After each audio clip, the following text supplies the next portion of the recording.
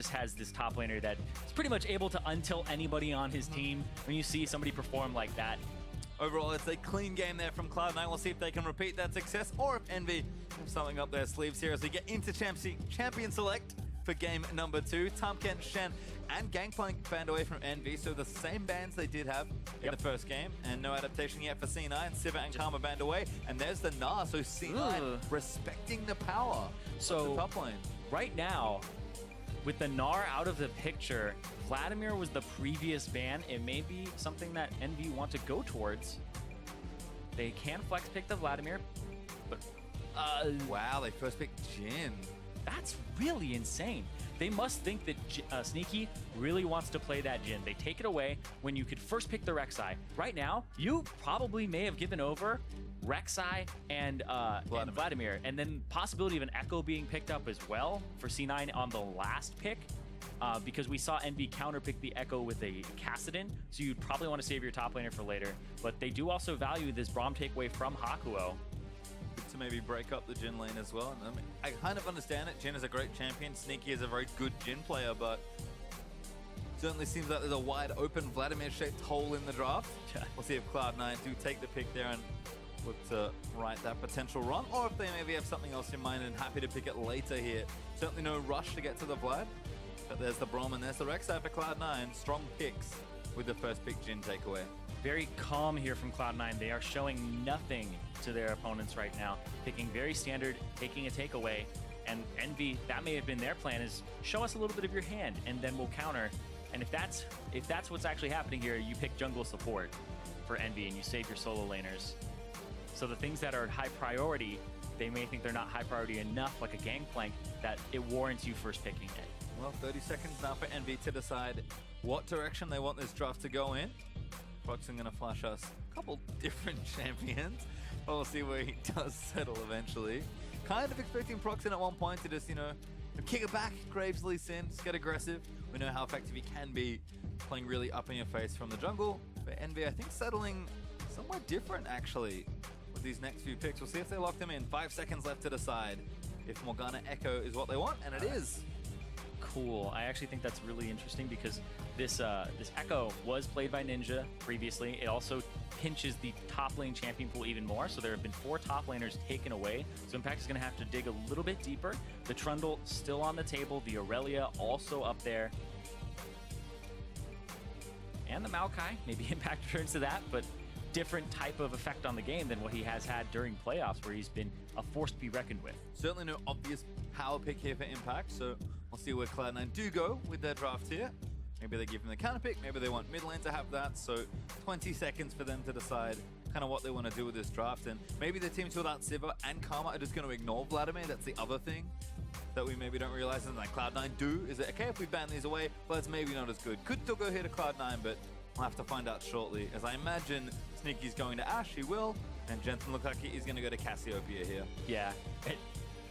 Probably the most optimal thing to do would be, like, if you can play Kassadin both top and mid, you pick it now. So wherever the Echo goes, you throw that against it, and then you get a counter pick against what Envy has as their last pick. But Jensen is completely comfortable picking this Cassiopeia, especially when he has a team composition with somebody who can block a lot of damage coming towards him with the Braum, and has another frontliner in that Rek'Sai, and an AD carry that helps him peel and kite backwards. I like it. C9 definitely putting together another good-looking team fight comp here, but they will save that counter pick for top laner Impact, who I guess deserves it after his Game 1 performance. Envy, though, do need to finish their draft. Let's see what Miracle, got a big hearty smile on his face right now, has in store for his team. Envy's drafts are a force of nature, and Procxin's smiling, so I feel like something tricky might be going on here. I actually had never noticed he has a hand tattoo. Not tricky yet. And there's Varus and Gragas. Okay. Okay. The Varus into the Cassiopeia, and that's an Echo top lane now. So the Varus into Cassiopeia. All right, maybe it's a Chalice build. We saw a Chalice ending up being built in the international wild card as an AD carry against a Kog'Maw because it did AP damage, had some magic resistance on it. You a lot of mana. Yeah. The thing is Manamune has a long charge up time. It's more mid game focused. If you could just dump a little bit of gold into the Chalice, hold on to that, maybe you could bypass it. We'll see if it happens. But we got 20 seconds now for Cloud9 to pick their top laner. As I guess nothing. I'm surprised actually. For an Envy draft, this is very tame. And oh, he did it! Impact's going to Yasuo. Oh man. Okay, so Pastry, tell me about Yasuo. He's really great. I love him. He's a fun champion. As far as this matchup goes, though, I mean, it actually depends where he goes. It's decent into Varus as well. We'll see exactly where Cloud9 want to put their picks here, but I imagine it does go to Impact. And if it is Yasuo versus Echo, this is a very interesting matchup. I've only seen it a couple times, most notably mid lane. It was played in a very famous 1v1 with Rookie and Godfrey from the LPO going nuts at each other, and there is an immense amount of stuff happening in that matchup.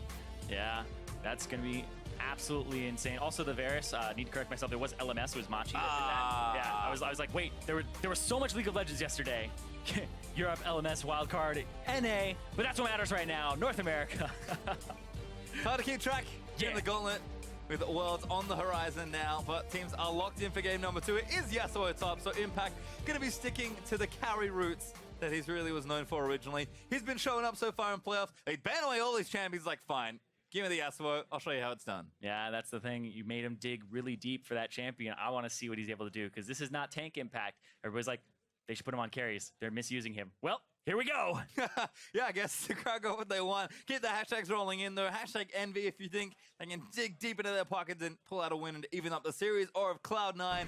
And I guess they have a ton of momentum going in a gauntlet. Cloud9 move fastest whenever they're in this situation. Certainly they're going to carry a lot of that momentum into this game number 2, and we'll see what impact star of game 1 has on, of all champions, a Yasuo.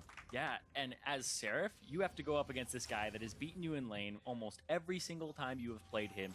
And not only has he beaten you, he has set a record for how many deaths you have had in a single game, solo killed you multiple times in a matchup that you should be winning.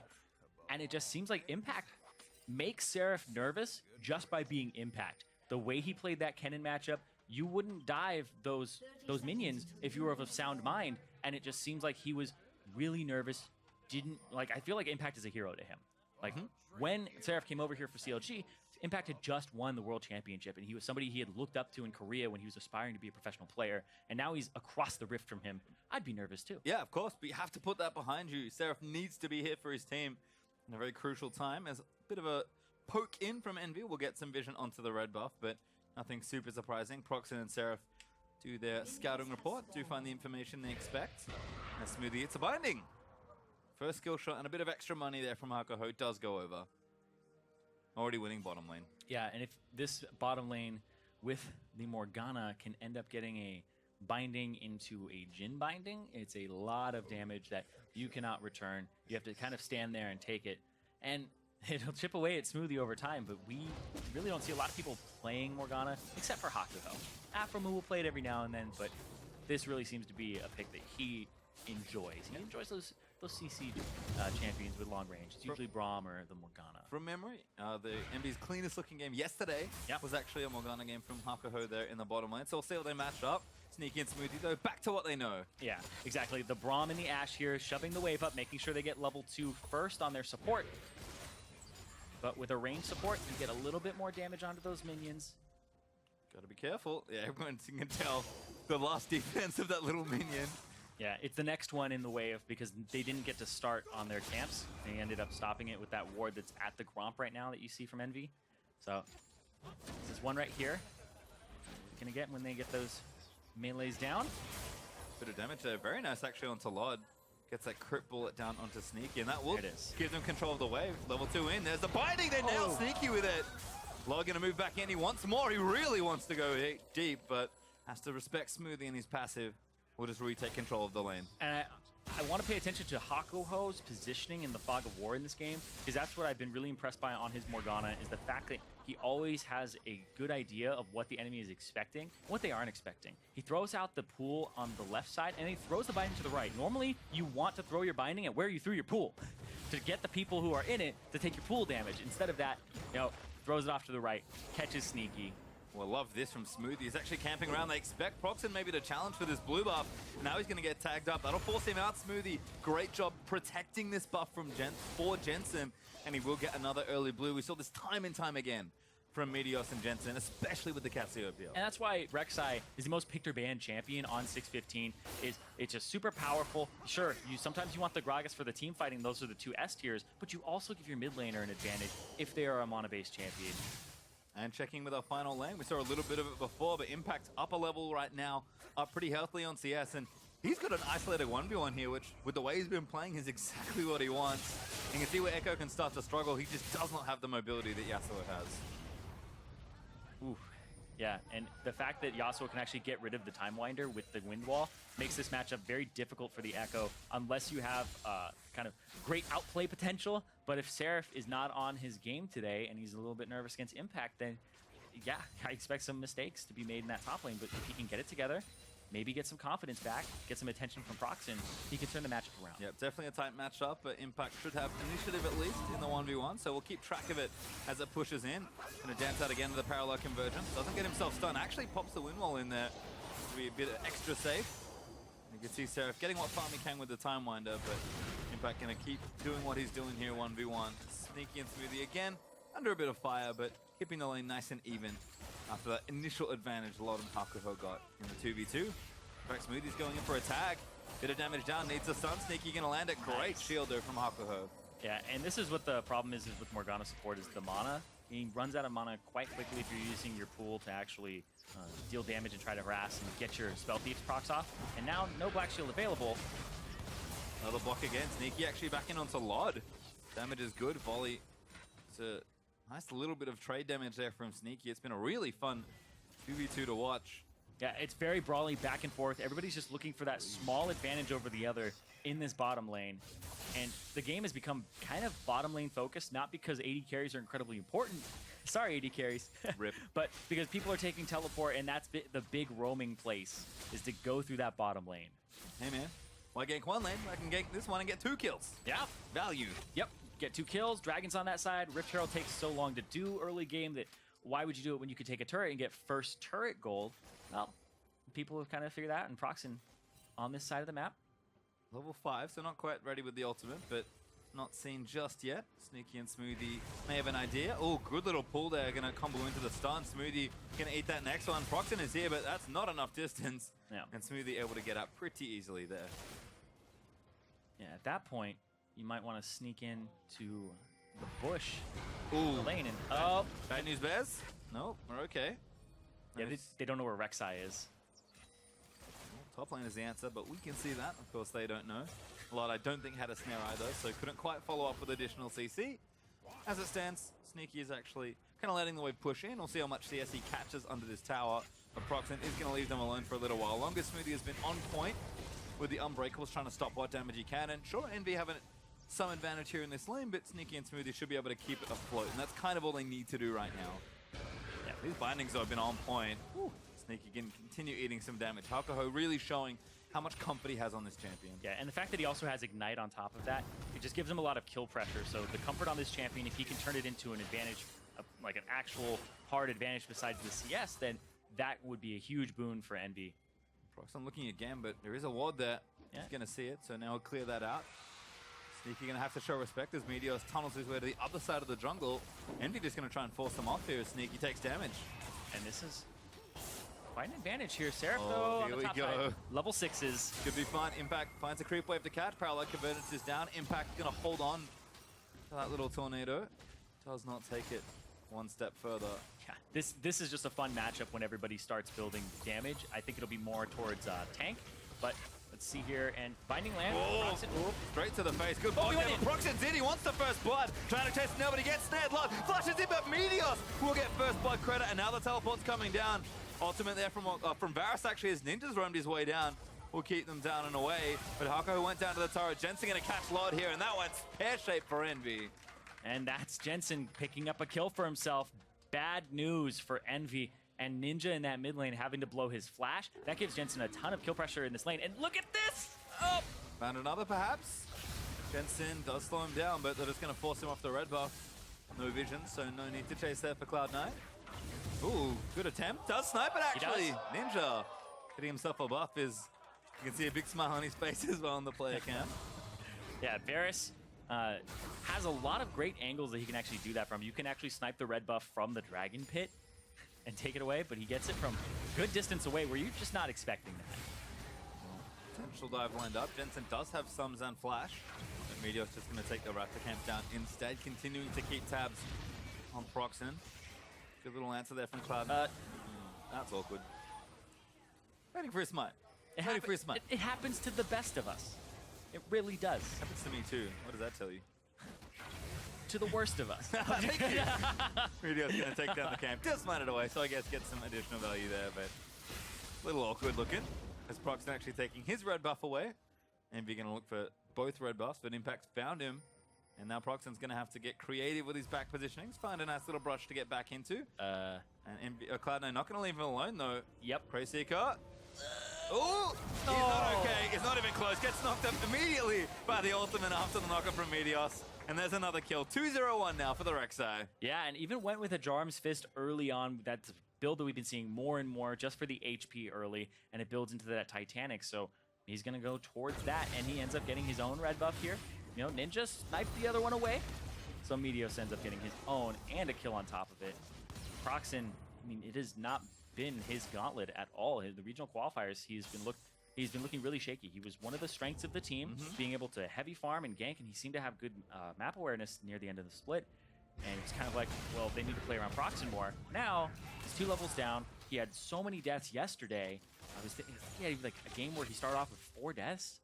And this is a game that's looking a little bit similar already. Certainly is. Meteos has had a great playoff/gauntlet showing as well. But there is good news in the bottom lane for Envy, who are up healthily in CS here, 20 and counting, as the bindings keep on coming. Smoothie tagged up as well. Do they all in? They don't just yet.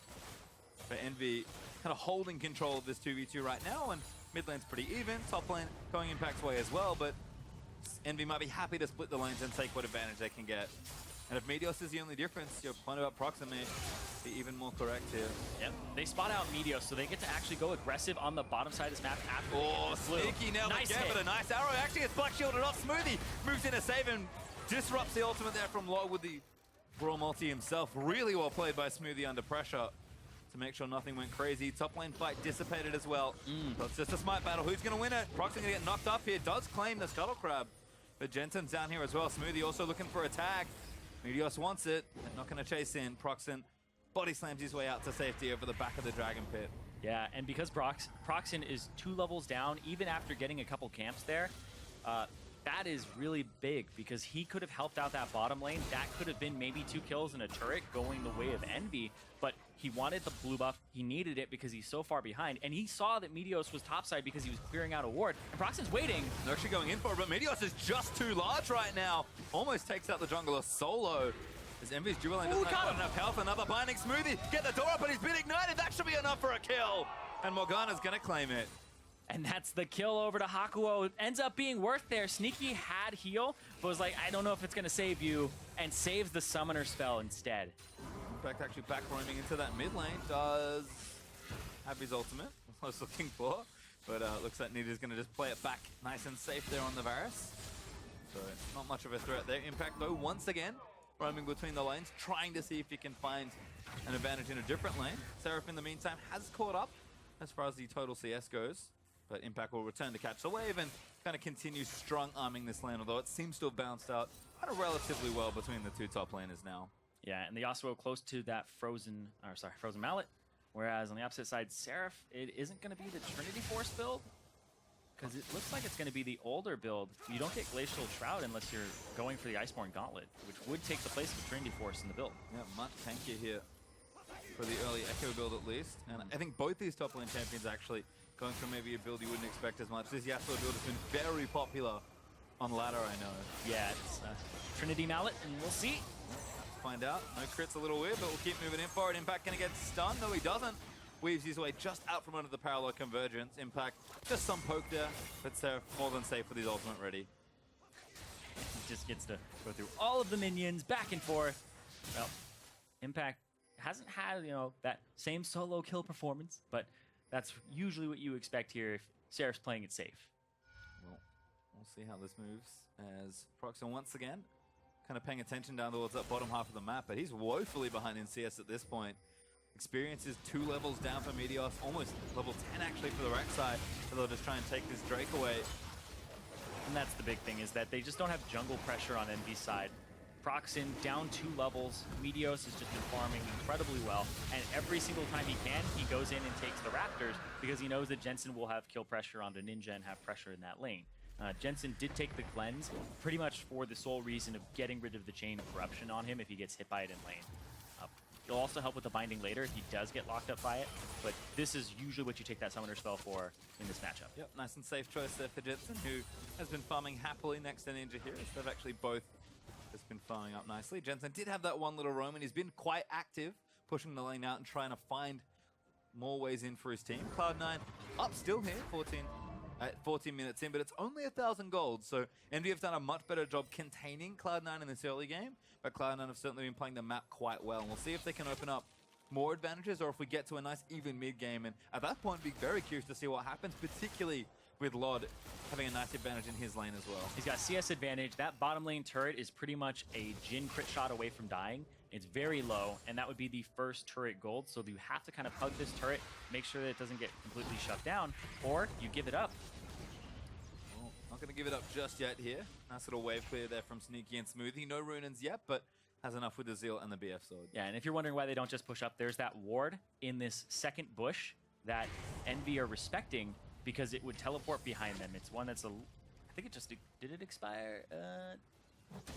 Yeah, it just expired. It was in the second brush, the brush that's on the side of Envy's. Oh, we're at it again. Seraph trying to juke around here. He's actually got a slight level lead as Impact going to get tagged once more by Time Winder. Tornado just going to look for a couple creeps here. Seraph starting to get some ground here with the Sheen built up early. Impact does have his Frozen Mallet, but Echoes of a caught in a long lane. He's going to find himself in some trouble, but Grasping and Dying keeping him healthy. He's able to kind of out-sustain the dueling potential right now, at least. Impact, though, pretty tanky. And this is, again, such a strange build if you haven't seen it before. You kind of just turn into a bruiser with Frozen Mallet Trinity Force. Irene is quickly doing some investigation work. I was just making sure. I was like, yes, Echo has the Grasping Undying, and Impact has Fervor, which is just a lot of his damage. Making sure that he didn't have Grasp. It was the old one, but usually Echoes are taking Fervor now, but it's just kind of an outdated, older build here, but it's not as relevant as what's going on right now. This bottom side of the map, Procxin, level 9, he's back in this game, and just trying to get this turret down. This is the power point for Envy. This is where they want to push this lane down and get that turret. And it's kind of starting to turn into a sore spot as well, because like the longer that turret stays up and Cloud9 can get farmed safely, the better it is for them. As Jensen tacked in again, that Q's gonna land, doesn't cleanse out of the ultimate, knows he's safe. It forces him back though. This means that Procxin gets his jungle. Meteos, if he invades, then he might be a dead duck. Maybe. Sneaky does have Arrow, and Smoothie is applying a lot of pressure just by standing forward in that brush with no additional vision from Envy. Actually, Jensen's not backing. Jensen's sticking around, and that's going to be a flank from Meteos. A little greedy, but it might actually convert nicely. Jensen looking for a good ultimate as Seraph's down here as well. Meteos going to be forced to back away as Ninja going to keep throwing poke. That one's not going to hit Jensen. He slithers away from it, but it's getting really precarious in some of these lanes. Yeah, and I'm really interested to see how Ninja ends up continuing to play this Varus, because this was a champion that he got player of the game on and was able to actually win a whole bunch of Varus games during the split. Oh, they want it really bad. Actually, Arrow's going to land in, but it does get flashed out of the way. Smoothie blocked up under the turret as Hakuho churns in the ulti. Does land in as Hakuho is able to get the kill with the Ignite, and C9's all in, goes awry. And here comes Seraph onto Meteos, ended up teleporting down. Meteos is very strong though, forces Seraph out of the way with his... Actually, just the Cinderhawk and a Drum's Fist. Yeah, it's still... Rek'Sai is one of the highest base armors in the game, so she just scales up incredibly quick. Oh, that's annoying. Back cancel there, but Hakuho might lead into a death here if the Meteos wants to chase in for it. He does, looks for it again, but Jensen now ulted out. Great alley-oop there as Seraph's here to answer, and Ninja able to claim himself a kill, and Meteos did not get his prey. Oh, he really wanted Hakuho there so low, but the turret is what matters. At the end of the day, if you can end up getting it before the enemy does, Seraph has to go top. He can't go bottom right now. The push is on in the bottom side of the map, but it's also on in the middle. Well, look at a bit of a race here, actually, in three different lanes. Ninja also got some AD. Procxin going to help him down. Wait. Who's the first turret going to go over to? They're looking for this top mid lane turret. He stopped autoing. Oh! And Meteos. Oh my god, he wanted to Forget give it. the solo gold over to Ninja, and he ended up having the turret go down on the bottom side of the map just a little bit sooner. So first turret gold does go to Cloud9. And they get a second turret as well, so 2-1 up now in turrets. Cloud9 with the overall advantage in the map trade. I don't think I've ever gotten that excited over a turret kill. Well, this was great from Procxin. Yeah, great from Jensen as well with the flash, but because he knows he doesn't have the flash, he lands the first barrel, gets the slow, so Jensen ends up getting picked off there. I don't even know if Seraph gets an assist off of that, because it looked like the phase dive got canceled. I don't think he did. Feels bad as the Impact returns to top lane with a Phantom Dancer, so definitely a bit more split pushing as he glides through the minions. Yep, this build is very good in one-on-ones, and then when you get the Trinity Force, you're sitting at a really hefty amount of crit for yourself, and also good tanky durability to get that fervor of battle stacked up. Yep, nice and sticky. The frozen mount. This Hakuho again going to eat an arrow. No black shield there to save him. Does use the ultimate, going to get knocked back up, and there's a kill for Sneaky. Easy as you like. Cloud9 kind of picking up the pace again here. 2,000 gold ahead. Yeah, and Hakuho used the black shield when he was in the bush, so they immediately take advantage of that. Cloud9 throw out the arrow, and they use summoner spells to catch him with the flash from Meteos. Here we go again. Impact this time should have the duelist advantage, but Seraph's kiting around pretty nicely. Impact, though, constantly applying slows. Impact just going to chase him down. He did Impact before. flashes in, but the flash out from under the tornado is going to get Seraph out to safety. Meteos, in the meantime, takes down the dragon. Is Zlod trying to find a couple with the ultimate, but no such luck as Smoothie slinks away with barely any health left. Yeah, it looked like Procxin wanted to hit Smoothie and kill him, but it ended up just knocking him away and behind some of his members there. But now, mid lane advantage, and they can start pushing this up if they want to on Envy's side.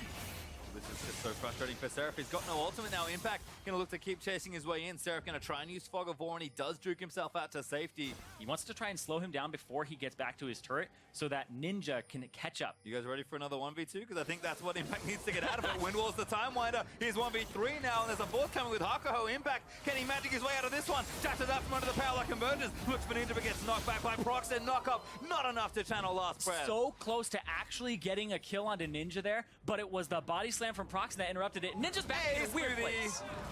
Window shopping, Ninja in trouble. Tagged him by the slow. No, he does flash out from under it. Sneaky almost has arrow. It's very close to coming up. How Time many to seconds snipe on him. this? It's up in 5 seconds. Sneaky's got it. Is he going to look for it? One. Does fire it, hits Seraph. Ninja escapes this time. Blue buff going to go over to him as well. Envy doing a much better job playing up with Cloud9's pressure. Yeah, and Envy, no, they were a playoff team, and they did take a game off of Cloud9, and Cloud9 are not getting these gigantic early game advantages, but they have better wave manipulation. You saw Impact get a turret in the top lane when the first turrets were going down, so Cloud9 got 2 for 1 there, and they might even get this last outer turret just off of the pressure that Jensen has in this lane, and the fact that Envy are always allocating a little bit more than they have to try and take people down. Well, I kind of knew what happened last time when they didn't, so Yes. I can understand the sentiment, but... Yeah, it is safe to go with a buddy. Take another buddy. Yep. It was not safe enough last time, as Cloud9 not quite able to get this turret. Hakuho, a little wide on the binding. Actually, Sneaky got caught. Never mind. Nailed it. Yeah, had Braum in front of him though, so no chance of a cask back or anything like that. And now it's going to be that mid lane siege. And in terms of the siege game, Envy have pretty decent poke, and there's no way for Cloud9 to heal it up unless it's on Jensen, who does have that Cassiopeia passive, and allows himself to get a little bit more off of poison targets. The Impact does not have a lead this game. He's definitely on a champion where he can be a nuisance in a side lane and cause pressure, but he's not able to cleanly disrupt Seraph as maybe as much as he could last time. I mean, he's split pushing down, he's getting the wave pushed back down towards that tier 2 in bottom lane. It does feel like Cloud9 have kind of the map lead more than anything else, even though they also hold the gold lead of only 2k. But Envy, again, they're reacting well. They can just keep up with Cloud9 and find a good pick with, or just get some good poke down. Should be able to open up a lead for themselves in this game. Yeah, and the fact that Envy need to get that poke down is really good for them, but Cloud9 have 2 Ocean Drakes, which is really bad for Envy. Because that poke pattern, you want to poke, but then they're just going to sustain it up by backing off for a second. Procxin going to take the Scuttle Crab down. We're much deeper into this game than we were in game number 1. Game is significantly closer than the first one, as Cloud9, kind of without those early advantages, are slowing the pace down. Log with 2 items as well is kind of ready to go as far as the fights go for Envy. Looking for top lane turret maybe. Jensen still trying to work on this mid one. Yeah, Procxin is on the other side of this. I believe they know he's there, but Ninja getting dove. Does ulti to protect himself from Meteos, but Mintow is going to fall as a result. Envy going to group up 3-man strong here and try and take out this top turret, but can't. Yeah, Sneaky's already there with Smoothie.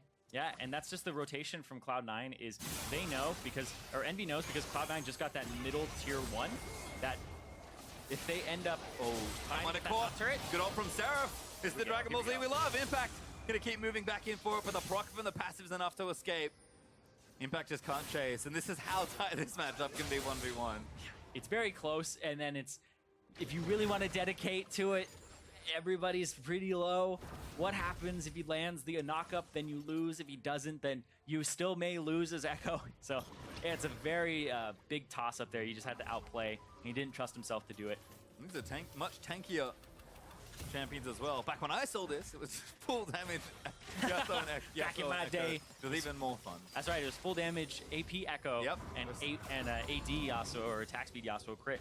And it's basically whoever lands their stun or their CC kind of wins that matchup. So it's all about dodging around each other. Well, still definitely lots of play there in the 1v1, but Seraph standing his ground this time. Impact with a CS lead, but that's about it. And he is getting tankier. He will be able to team fight with this build as well, which is kind of the cool thing about it. But so will Seraph. He's built effectively tank Echo here with the Iceborne Gauntlet. Yeah, he needs to get a little bit more magic resistance, which isn't going to help him against Impact. But he needs it for the Cassiopeia, because if he shows up to these team fights, Seraph will just get obliterated by this late game damage carry from the mid lane. You can see the respect shown by Lod there. Was top lane farming, saw Impact, immediately backs off the wave, and lets Seraph tend to it instead. And Envy, kind of despite having obvious points of power to play with, haven't quite converted into some other objectives. Cloud9 doing a nice job again, holding onto the territory that they do own. And Envy, despite all their poke and siege, haven't found a way in to try and get something done here. Cloud9 continuing to sort of get slowly ahead rather than quickly ahead as they did in the first game, but that does mean the game is much more precarious. And we have some big swings and maybe a team fight as we do approach 25.5 minutes actually. Yeah, and the third Ocean Drake for Cloud9. So 3 Ocean Drakes, it's kind of a death sentence for poke compositions. You can't really deal with that. Braum is also really ruining everybody's day. As Lod fires a couple shots in the Smoothie. He's taking a decent amount of damage now. Yeah. But you want to be able to chunk out somebody before this Drake comes up. And we really want to contest this because you want to make it so that you have at least one of those Drakes for your mana pools when you're sieging.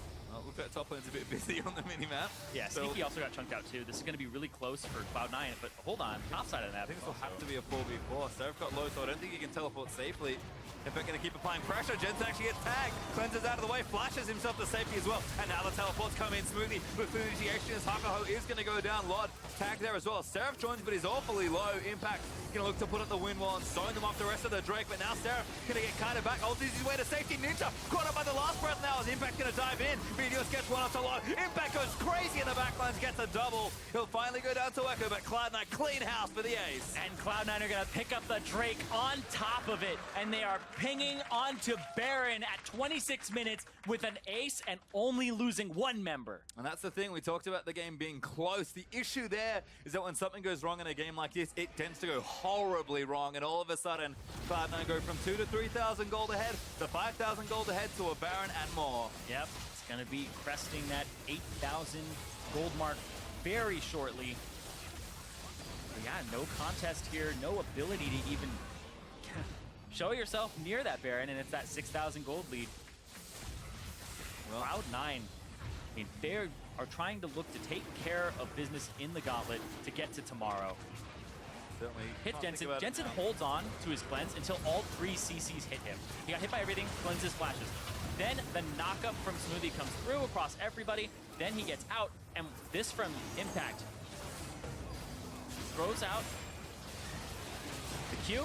Hits Ninja, gets out of the stun from Impact, and that was big. The backline access from Yasuo, sometimes hard to come by. Not being able to actually E through everybody is like, it's kind of a luxury when you're able to do it, but getting the last breath straight onto that carry that you need to take out is huge, because then you're too tanky for him to deal with. Too much pressure, too much damage just from crits and base damage. He's basically gone. And that's the thing, unlike builds of old, you don't just jump in, blow someone up, and then get blown up if you have no more wind walls left. You can stick in a fight a little longer, and that's exactly what Impact was able to do with some great help from Meteos in the backline as well. Yeah, it's kind of like the tank build covers a weakness of Yasuo, but the same thing is true for Echo, and hold on, Mod is getting killed through the Black Shield. Sneaky able to get himself another as Cloud9 starting to open up this game. Yeah, and it was Envy falling apart at the seams here, and Impact taking turret shots. Let's keep going. Impact just does not care, although maybe he has to care a little more. Creep wave gonna move in. Seraph gonna take what he can and try and move the wave back in, but Impact is just keeping Seraph busy. Here's Meteos. Parallel convergence down. Ulti's out of the way. Impact does land in with the last breath after the NATO, and Meteos gonna land the knockout. They'll chase for the turret, and Seraph goes down. And Seraph had already used his R to end up getting out of that, and that's going to be the mid lane push here as well for C9. Numbers advantage. Minion wave has to get cleared out there by the explosive cask, and now Meteos with this Baron buff up and Yasuo cutting the wave. That's going to be another turret for Cloud9. Denied for a little bit by Procxin as he uses the ulti to get the rest of Cloud9 off the mid inhibitor turret, so that will stay safe for a little while longer. Impact and Meteos will push maybe a little further. Although Seraph is back in 20 seconds and the rest of Envy are in position to defend. Jensen with no cleanse this time does get shielded up. Smoothie and Meteos group on top of him to keep him safe. And now Sneaky gonna get covered. Great ult shot there as Varus changing with a CC as well. They will take him down as well to be able to get the first one, but Impact in a blow up. Hakuho in the top lane. Dustblade Procxin, but Impact jukes out from under the W. Last order is there for Ninja as no wind wall is gonna save him this time. And see if Envy can capitalize on this with 4 members still up. Seraph is gonna be pushing the bottom side of the map. He won't have teleport, but he needs to just shove this wave out. And it's pretty much wave control duty here for Envy. They don't get too much out of that. Well, they again have to play defense here as Cloud9 have opened up another big lead, albeit a lot later than it was in the first one. Game was almost over at this point, 30 minutes in, but we'll watch this again as Envy do have a nice defense here. Great binding, follow-up binding there as well. No cleanse for Jensen, and this is the change of targets. Hit Sneaky there, Chain of Corruption, hit Meteos, and it's spread. And then the flash in from Hakuho, but Vlad already picked up that kill. And Impact, yep. It's a double AD composition, but double armor penetration now for both of the carries.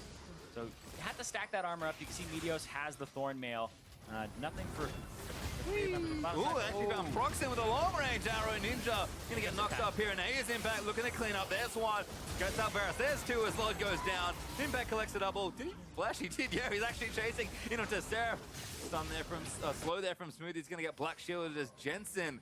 Now here with the cutoff. Envy, what can they do? They're funneled in. Good ult there. It's actually going to keep Jensen mini-stunned against the wall, but now they're going to turn attention onto Seraph. Seraph just trying to save his team. Ulti's out of the way, and Impact's there to collect him on the other side. Yep, and that's Seraph just trying to get his team a little bit further away, but I don't know if they needed it completely, and that's going to be C9 with the minion wave, with the inner track, being able to take down this turret and maybe even get more. That could be an inhibitor turret. Well, they do. I think Baron buff has actually dropped off, excuse me. So they're going to have to do it without it, but plenty of power here with 3 members still dead for Rangy. Impact going to put up the wall, just block off the rest of these siege.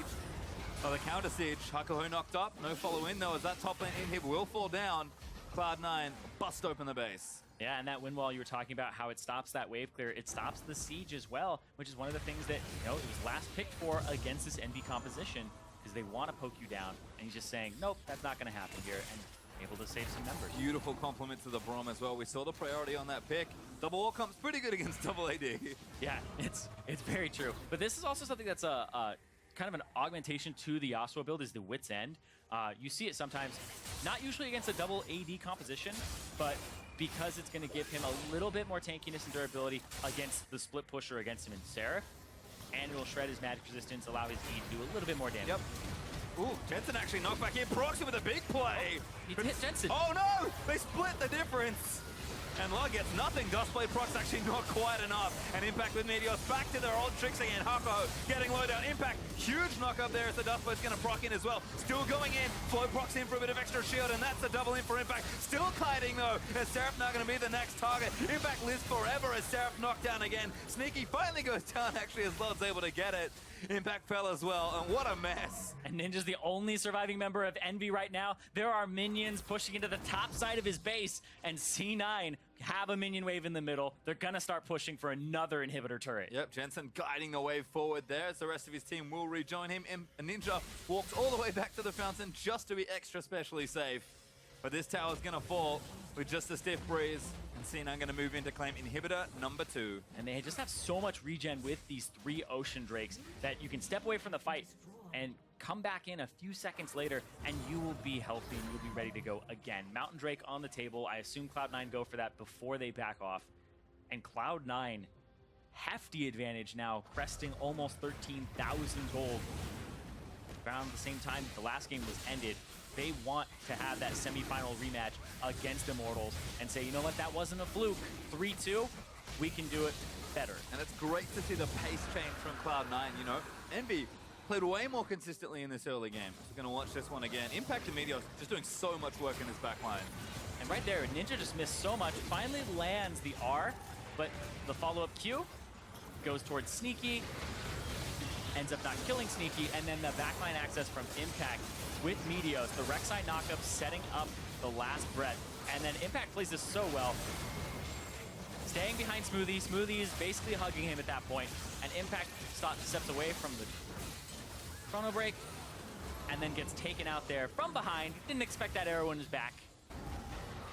But I really like during that play where Hakuho got away from him, so he started charging up his Q on other members and then threw it through people to hit Hakuho on the other side. That last breath, third charge, is not easy to land. It's got a good cast time on it. Certainly does. With Cloud9 looking for this Baron here. Flood going to open up. Windwall's there. Smoothie actually going to deny the initial shots. With Unbreakable, Baron goes Cloud9's way. Now Envy, we're going to close it in, but Meteos actually found the flank. Hakuho about to get somebody. Black shields himself to safety. Meteos going to have his Guardian Angel pop as Jensen. He's so far ahead. He actually is too far forward, but he gets boosted into the team. Pops the ultimate for a bit of damage, but Envy might look to turn things around. Yep, and Cloud9 just get out of there. They couldn't walk forward. Jensen went way too far up. Really eager to try and make a play there, and just gets knocked into the team. He throws down the ultimate, but it's not the ultimate that he wants to have to use there. Thought he was going to get a free ride into the back line. Did do so, but died instantly. Was not able to get a couple kills there. Lod going to move down, clear the wave here, and make sure this last inhibitor turret stays standing. Cloud9 still with plenty of a lead to play with. But Jensen dead for 20 more seconds after his mishap. Procxin's definitely been singling him out multiple times in those last few fights. And if Envy can start more fights that way, could be a window back into this game. We do know what the Envy comeback looks like. Yeah, Envy, those late game team fights, you can't completely count them out of these games. Well, Cloud9 back on the offensive. Jensen revived and feeling a bit healthier. Another needlessly large rod for himself as well. So I imagine Zonies will come eventually in this build, but full damage from the Casio, big damage for Sneaky here as well on his Ashe. Yeah, it looks like Jensen might be going for the death cap right now. Casio PA, you end up getting the... I thought he had one. He tricked me. Nope. Yeah, I know. It's one of those things where you're like, yeah, you should probably have one by now. Ah, okay. I mean, he gets to have both, though. He gets to have his cake and eat it, too. No boots. Yeah. Extra slot. Well, Cloud9 with Impact in the top lane. Will look to keep pushing their way in. And Hib's just about to respawn, so great timing here. His Impact also with a Guardian Angel finish means that kind of full build has been completed. Very frustrating to try and kill him, especially when he's rampaging through your backlines. And that Inhib's going to go down. Envy do not fancy a defense here. Nope. Gonna have to put it all on this bottom lane fight. Gotta put it on that last turret they have on the outside. Not even gonna matter. And it goes down. Last inhibitor for Cloud9. Envy have to defend it. I mean, they've pretty much got 1 point where they can pick a fight. Where do they go? They want to go now. Ultimate from Lod. Smoothie tanking majority of the shots. Gets stunned actually by Sneaky, I think, as Impact and Meteos up to it again. Impact flashes in. He wants Ninja and Lod very badly. Duffbird's going to proc Impact eating damage, but there's the kill onto Seraph. Impact going to go down, but he gets his GA burnt. Sneaky flashes in to clean up the rest of the backline. Impact will revive here as Ninja and Procxin going to defend what they can, but Impact going to knock them back in. Procxin the only one left as he gets exhausted, and they're going to go in for the ace. There it is for Cloud9 as they'll claim the turret and this Nexus with a 2-0 lead. And Cloud9 are 1 game away from having a rematch against Immortals. We expected them to have a strong showing in the gauntlet after their playoff